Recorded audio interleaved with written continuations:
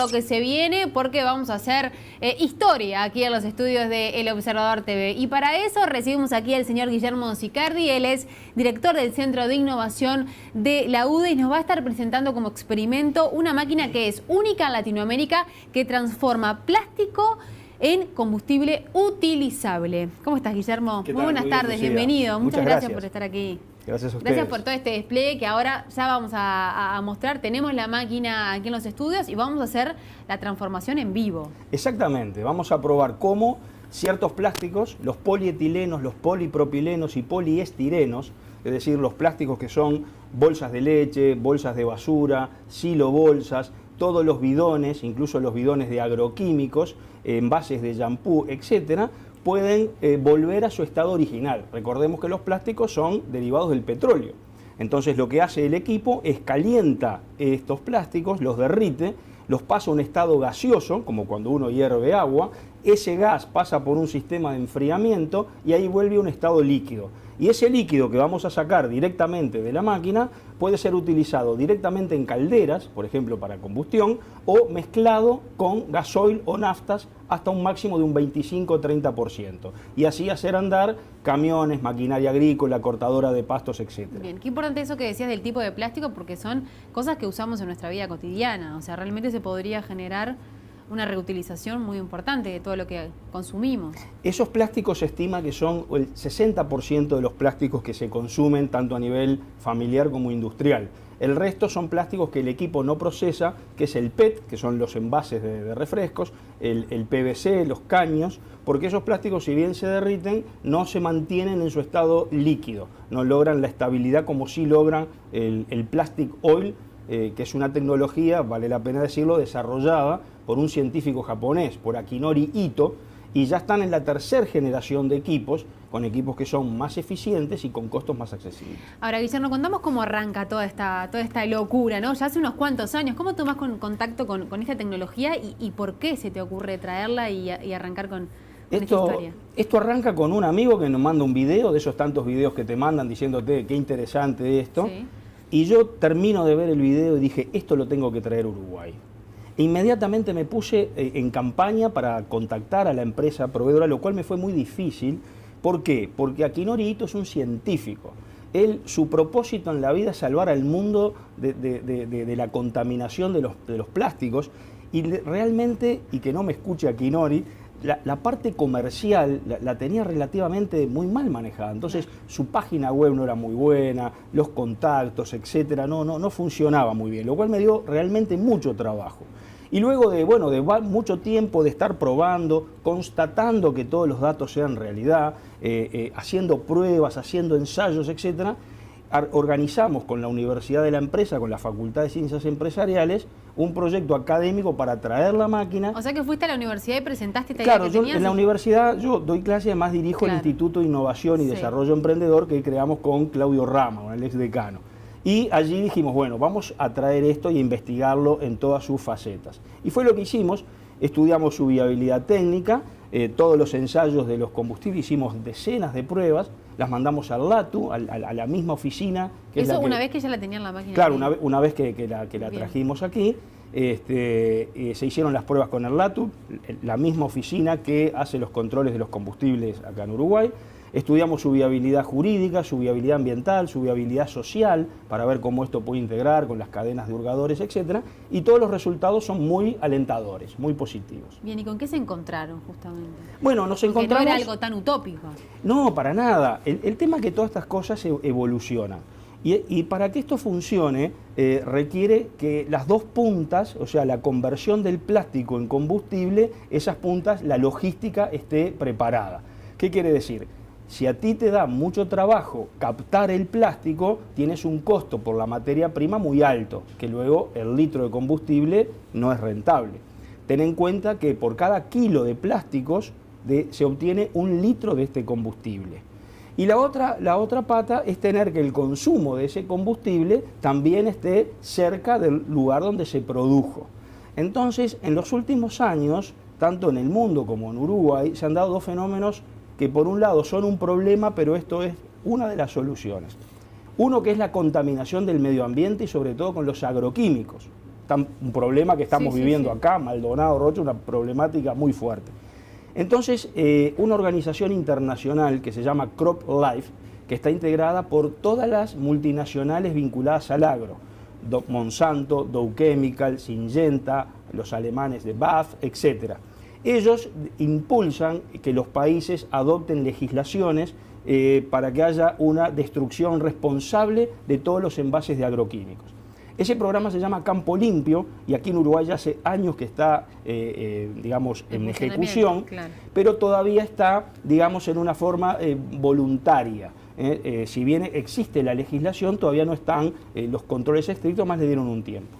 ¿Eso qué hace? Facilita la recolección de todos los plásticos del campo y que van a centros de acopio en distintos lugares del país. Y lo otro, digamos, la otra fuente de provisión de plástico son las empresas, industrias que lo vayan generando. Ya desde el año pasado hay una ley de disposición de residuos sólidos. Y el otro canal son los residuos domiciliarios, que es el canal más difícil, porque requiere, digamos, de hábitos que hasta en el propio Japón, Akinori Ito ha desarrollado una enorme campaña fomentando la cultura de la clasificación en las escuelas, etcétera, porque es la manera de captarlo. Pero evidentemente la tendencia de esto es inevitable que la cadena del plástico cada vez va a estar mejor aceitada. Bien, y en Japón, donde tú decías, bueno, que se crea esta máquina, ¿ya se está utilizando en el ámbito público o privado? ¿Cómo se...? En los dos, se está utilizando. Empresas privadas, por ejemplo, un caso, una fábrica, o mejor dicho, un productor de pollos. Entonces, el hombre los pollos se los vende a una cadena de consumo de pollos, que es tipo un Kentucky Fried Chicken, o como si fuera un McDonald's de pollos. Eso cuando van en bolsas de polietileno, de high density polietileno, y cuando llevan la próxima partida de pollos, se traen las bolsas vacías. Esas bolsas vacías llegan a la fábrica y allí hacen el proceso con una máquina industrial, obviamente, son máquinas de mayor porte, y ese mismo plástico lo convierte en un combustible con el cual lo mezclan y alimentan las calderas para generar energía o agua caliente, que es con el cual trabajan en la planta. Y luego están empezando a ver los municipios, por ejemplo en Japón, en la isla hay un programa que se llama la isla de Tokunojima, es un pequeño lugar, también empezaron allí. En Palau, que es una república, una isla pequeña también cerca de Japón, comenzaron también con todo este programa en forma industrial, y lo mismo en Canadá. Yo estoy en contacto con gente en una zona que se llama White Horse, que están con 50 grados bajo cero en invierno, y su preocupación es conseguir cosas para generar calor. Claro. Y están utilizando la tecnología para lograrlo, y bueno, con buenos resultados. Bien. ¿Te parece que es viable en el corto plazo que en nuestro país se pueda utilizar esta tecnología? Sí, absolutamente, porque, ya repito, al estar esos canales de captación del plástico medianamente aceitados y aceitándose cada vez más, y hasta viendo una legislación que obliga a captura de todos esos plásticos en el campo, en las empresas, y hay una mayor conciencia ciudadana. Sí, igual falta, ¿no? Todavía falta. Conciencia y también un poco más de logística. Sí, falta, pero se está funcionando. Por ejemplo, ahora hay un caso que es Florida, el departamento de Florida, el intendente Enciso organizó y está organizando. Yo estuve el otro día en Sarandí Grande y me contaban los vecinos que el programa está funcionando y la gente va tomando conciencia. ¿Desde el Estado se comunicaron contigo?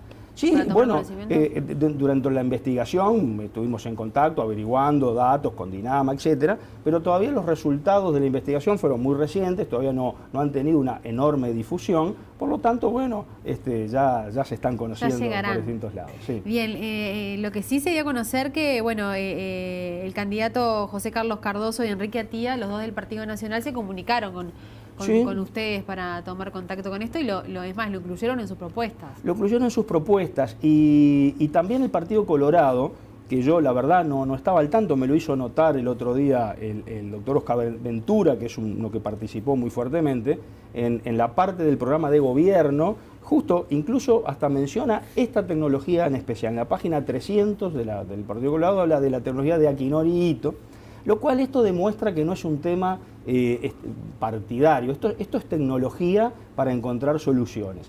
Y debo destacar que tanto el grupo de la gente de Antía como de Cardoso fueron muy cuidadosos en asegurarse que esto era en serio. Bueno, eso te quería preguntar, ¿no? Porque hasta qué punto no se pone en un programa de gobierno para la Intendencia. Bueno, sí, la máquina que cambia combustible, bueno, hasta qué punto claro, se maneja con responsabilidad. Digamos, los dos tuvimos mucha cautela, de hecho otros hace tiempo que saben, porque bueno, yo esto lo comenté, tú sabes que yo escribo una columna en Búsqueda semanalmente y ya había comentado de este proyecto, por lo cual mucha gente ya estaba enterado. Pero ellos fueron hace tiempo que quisieron asegurarse de que esto realmente funcionara, fuera en serio, si bien es una tecnología nueva, querían asegurarse.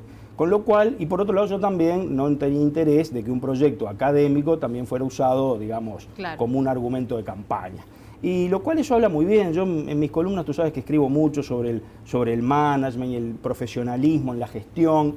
Y bueno, por lo menos en este aspecto debo reconocer que fueron muy cautelosos antes de proponerlo. Bien, ¿qué importancia tiene un proyecto de estas características en la universidad, ¿no? Que bueno, los estudiantes puedan tener contacto con esto? Sí, esto es muy interesante porque ¿qué pasa además? Existe una legislación que se llama la Ley de Donaciones Especiales que permite vincular la universidad con las empresas, mediante la cual la empresa, el Estado, permite que dice, bueno, a fin de año, en vez de darme toda la plata del impuesto a la renta, dársela a la DGI, el Estado dice, no, un 5% usted puede invertirlo en proyectos que son de interés social.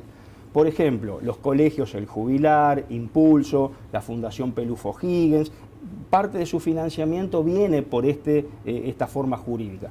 Y a su vez, las empresas también pueden hacer proyectos de investigación con las universidades. Proyectos que les interesa claro, a ellos, pero que a su vez después son de alcance público. Claro. Entonces eso es genial porque en este proyecto que lo hicimos con una empresa que ayuda a este financiamiento, le resultó muy útil a ellos y ahora es útil a toda la comunidad porque esto está disponible. No, claro, y aparte le da un rol a la UDE fuerte. Le da un rol fuerte a la UDE y también otras universidades hacen estas cosas que de otra manera a veces sería más complicado hacerlo. Y la ventaja que tiene que esos dineros, al ser puestos por una empresa, digamos, el control, la exigencia, la responsabilidad claro, de ambas partes, se hace todo mucho más fluido y realmente es un mecanismo muy útil, se usa en el mundo entero. ¿Es una máquina muy costosa? Bueno, hay distintos, si quieres, mientras te voy contando, quieres que vayamos arrancando poniendo algunos materiales, perfecto. Y ahora pasamos a los costos. Bien. Bueno, esta es una máquina de ensayos, ¿verdad? Pero las máquinas grandes hacen exactamente lo mismo. Esto se llama un proceso... Es igual, pero de dimensiones más grandes. De dimensiones más grandes. Bueno, no tan demasiado grandes, son máquinas capaz que en esta habitación entran perfectamente bien, porque procesan desde 200 kilos por día en 24 horas hasta 8.000 kilos por día. Bien. Y lo que hace esto se llama un proceso de pirólisis. Eso significa que se calienta, esto se ingresa en un recipiente, calienta por una resistencia a altas temperaturas. Como una caldera funciona. Como una caldera, más que una caldera, como una olla a presión, te diría, a 430, a 450 grados, que ahora lo vamos a ver. Eso derrite el material y una vez que derrite pasa en estado de gas, pasa en estado gaseoso, y pasa por este sistema de enfriamiento, que en esta máquina de ensayos es agua, en las máquinas industriales es otro sistema, es un serpentil. Cuando esos gases toman contacto con el agua, se enfrían y ahí se genera un combustible plástico como el que tenemos. Entonces, vamos a ponerle bien, lo que tú quieras ahí. ¿Puedo, lo que adelante, así, bueno, vamos a poner... Esto es una tapa de un dulce de leche. Tapa de dulce de leche. ¿Lo rompo así nomás? Adentro, bien, sin problema. Envases de yogur. Típico envase de postrecito, ¿no? Yogur que todos consumimos en nuestras casas. Bolsa plastillera. Y esto es muy importante en el campo, los silobolsas, los big bags que se llaman, la gente está en el agro, todo eso es un gran problema. Claro. Cuando llevan los fertilizantes, los llevan estos bolsones, luego esos bolsones no tienen manera. Y me llama la atención que aparte ponemos así todo enorme y después no todo el calor se derrite. Tapas de refrescos. También. Tapitas de refrescos. Tapitas de refresco. Envases de shampoo. Adelante, adentro. Así, directo. ¿Esto también lo ponemos? También lo puedes poner. Más tapitas de refresco. Y unas son lo de las macetitas. Bolsas de supermercado. Bolsas de basura. Envases de leche. Sí. Más envases de leche. Más. Este es el plástico que se utiliza para los viveros, para el plástico de viveros.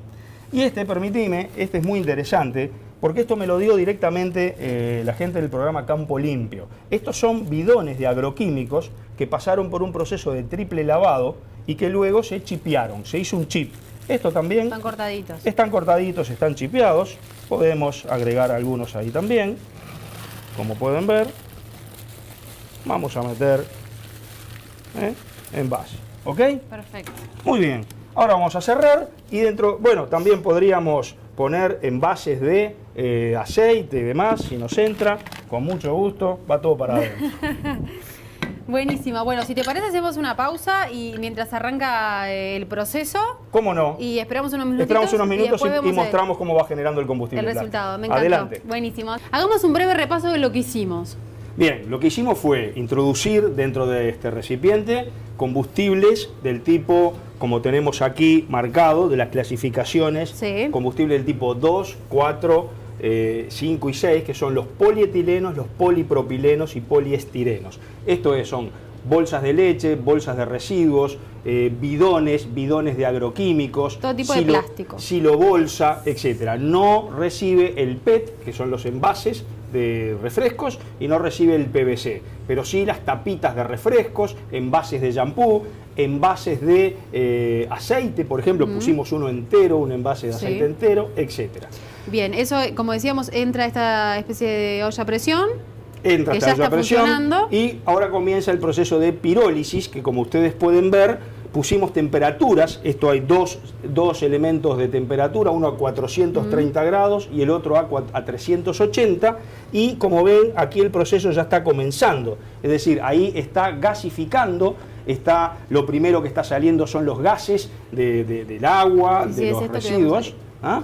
Y cuando esos plásticos se derriten, se gasifican, pasan por este caño, al pasar por el agua se enfrían y lo que estamos viendo en la parte superior ya son las primeras partes del combustible. ¿Qué es un combustible? Es esto, es algo similar al gasoil, es un intermedio entre el gasoil y las naftas. De ese hecho, combustible así, como tú lo estás mostrando ahora, como lo que sale, ¿no?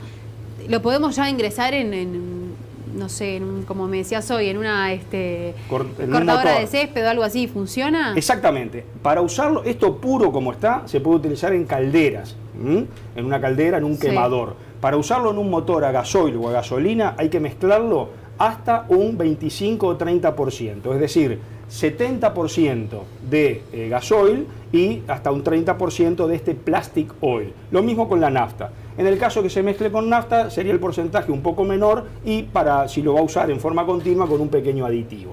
Bien. Pero a su vez, este líquido, este plastic oil, se puede fraccionar, se puede hacer un proceso como se hace en las refinerías, que es por distintas temperaturas obtener un porcentaje de nafta pura.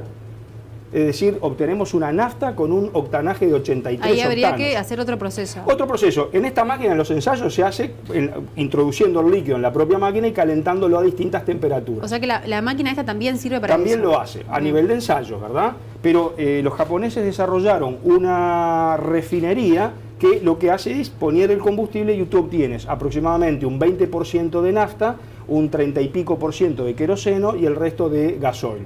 Por eso se habla de los combustibles más livianos o más pesados. Los más livianos evaporan, digamos, más rápido y los demás. ¿Y esto? Estos son los residuos, es decir, después del proceso que uno calentó los plásticos, lo que queda es una carbonilla. Como pueden ver, es como un carbón, como si fuera el carbón de una parrilla luego de quemar.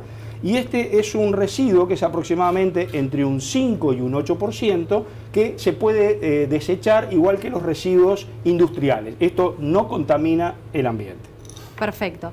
En un proceso normal, ¿no? Porque nosotros acá hicimos algunos ajustes para acelerar los tiempos, porque obviamente estamos en televisión, pero si no, ¿cuánto dura un proceso? Bueno, la primera partida demora unas 2 horas y media, pero luego las máquinas grandes que procesan, como estas que estamos pensando para el municipio de Maldonado y Rocha, son máquinas que procesan 1 tonelada por día, o sea, entre 25 y 30 toneladas por mes, y tiene un proceso de alimentación continua.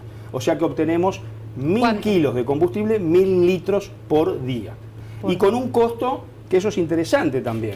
Ahí depende, si tomamos el costo de la materia prima, cómo lo evaluemos. Valuando el costo de la materia prima, es decir, los plásticos reciclados, dándoles un valor, estamos obteniendo un litro de un equivalente a gasol entre 50 centavos y 80 centavos de dólar, es decir, prácticamente casi $1 más barato. Con lo cual la amortización de un proyecto de este tipo, uno recupera la inversión entre 2 años y medio a 4 años, dependiendo. Bien, porque no hablamos, quedó colgado, ¿cuánto es el costo de la máquina aproximado? Bueno, la verdad que es una inversión relativamente baja. Para este equipo, que sería para las distintas zonas que estudiamos en el programa Campo Limpio, esta máquina que, para que tengas idea, hay máquinas de hasta 8 toneladas por día, sí. Esta sería la segunda en tamaño, la inversión puesta acá ronda los 600, 650 mil dólares. Es decir, es un monto realmente accesible y financiable. Bien, ¿qué pasa con el impacto ambiental, ¿no? Lo que cambia este tipo de máquina. Es fantástico porque ¿qué sucede? Hoy todos estos plásticos, ¿cómo se destruyen? O se entierran, y con los prejuicios que estamos viendo hoy, o se queman, se prenden fuego. Cuando uno destruye los plásticos con esta tecnología, se generan entre 5 y 6 veces menos CO2 al ambiente. De hecho, también hasta este proyecto podría recibir los beneficios de los bonos de carbono. Es decir, uno como genera menos CO2, podría generar bonos de carbono que los vende a quien los necesite, y eso también sería una segunda fuente de ingresos del proyecto. Bien, ganancia por todos lados. Se ve que sí, y con el tiempo cada vez más. A veces la gente te pregunta, ¿y por qué esto, que es tan bueno y tan excelente, no está en todos lados? La respuesta es muy fácil. Primero, esto ya estamos en la tercera generación de equipos desarrollados por Akinori Ito. Y si ustedes piensan lo que fue la primer computadora, que era del tamaño de un cuarto, total, no era para tener una en cada casa. Hoy, yo recuerdo una nota del Observador cuando se cumplieron los 40 años del alunizaje, es decir, cuando llegaban a la Luna, y comparaban un iPhone con la tecnología del módulo lunar. La computadora del módulo lunar tenía 64K. En un iPhone hay 10, 20 veces más desarrollo tecnológico, y imagínense los costos. O sea que podemos soñar de aquí a unos años sin tener una... Yo no soñaría, yo actuaría, sí, porque esto ya no es un sueño, esto es una realidad. Entonces, ¿qué sucede? Se abaratan los costos. El desafío hoy, más que la inversión en el equipo, es lograr la cadena logística entre obtener los plásticos de un canal práctico, porque si yo tengo que salir a buscar los plásticos casa por casa o sacarlos de un vertedero municipal que están todos sucios, se va mucho dinero. Claro. Y lo mismo la parte del consumo. Entonces, esos cabos es los que hoy se están atando acá y en otras partes del mundo para que esto sea viable.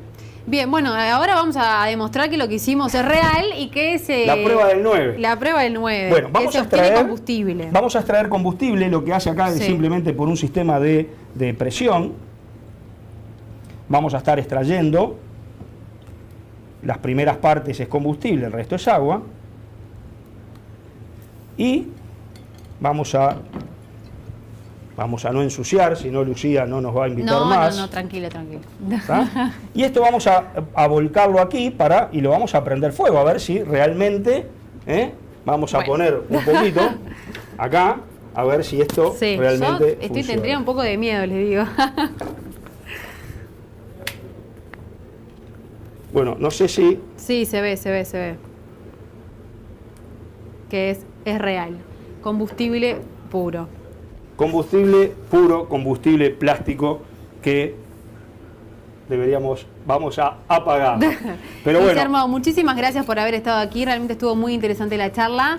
Y bueno, nada, que sigan los proyectos. Muchas gracias y bueno, esperemos que esto ayude también a mejorar el medio ambiente y a poner a Uruguay como innovador en traer una tecnología de primer nivel a Sudamérica. Seamos los primeros en algo innovador que nos va a destacar también. Muchas gracias, gracias un placer. A ti. Probar cómo ciertos plásticos, los polietilenos, los polipropilenos y poliestirenos, es decir, los plásticos que son bolsas de leche, bolsas de basura, silobolsas, todos los bidones, incluso los bidones de agroquímicos, envases de shampoo, etcétera, pueden volver a su estado original. Recordemos que los plásticos son derivados del petróleo. Entonces lo que hace el equipo es calienta estos plásticos, los derrite, los pasa a un estado gaseoso, como cuando uno hierve agua, ese gas pasa por un sistema de enfriamiento y ahí vuelve a un estado líquido. Y ese líquido... Con lo lo que se viene porque vamos a hacer historia aquí en los estudios de El Observador TV. Y para eso recibimos aquí al señor Guillermo Sicardi. Él es director del Centro de Innovación de la UDE y nos va a estar presentando como experimento una máquina que es única en Latinoamérica, que transforma plástico en combustible utilizable. ¿Cómo estás, Guillermo? Muy buenas tardes, bienvenido. Muchas gracias por estar aquí. Gracias a ustedes. Gracias por todo este despliegue que ahora ya vamos a mostrar. Tenemos la máquina aquí en los estudios y vamos a hacer la transformación en vivo. Exactamente. Lo que vamos a sacar directamente de la máquina puede ser utilizado directamente en calderas, por ejemplo, para combustión, o mezclado con gasoil o naftas hasta un máximo de un 25-30%. Y así hacer andar camiones, maquinaria agrícola, cortadora de pastos, etc. Bien, qué importante eso que decías del tipo de plástico, porque son cosas que usamos en nuestra vida cotidiana. O sea, realmente se podría generar una reutilización muy importante de todo lo que consumimos. Esos plásticos se estima que son el 60% de los plásticos que se consumen tanto a nivel familiar como industrial. El resto son plásticos que el equipo no procesa, que es el PET, que son los envases de refrescos, el PVC, los caños, porque esos plásticos, si bien se derriten, no se mantienen en su estado líquido, no logran la estabilidad como sí logran el plastic oil, que es una tecnología, vale la pena decirlo, desarrollada por un científico japonés, por Akinori Ito, y ya están en la tercera generación de equipos, con equipos que son más eficientes y con costos más accesibles. Ahora, Guillermo, contamos cómo arranca toda esta locura, ¿no? Ya hace unos cuantos años. ¿Cómo tomás contacto con esta tecnología y por qué se te ocurre traerla y arrancar con esta historia? Esto arranca con un amigo que nos manda un video, de esos tantos videos que te mandan diciéndote qué interesante esto. Sí. Y yo termino de ver el video y dije, esto lo tengo que traer a Uruguay. E inmediatamente me puse en campaña para contactar a la empresa proveedora, lo cual me fue muy difícil. ¿Por qué? Porque Akinori Ito es un científico. Su propósito en la vida es salvar al mundo de la contaminación de los plásticos. Y realmente, y que no me escuche Akinori, la parte comercial la tenía relativamente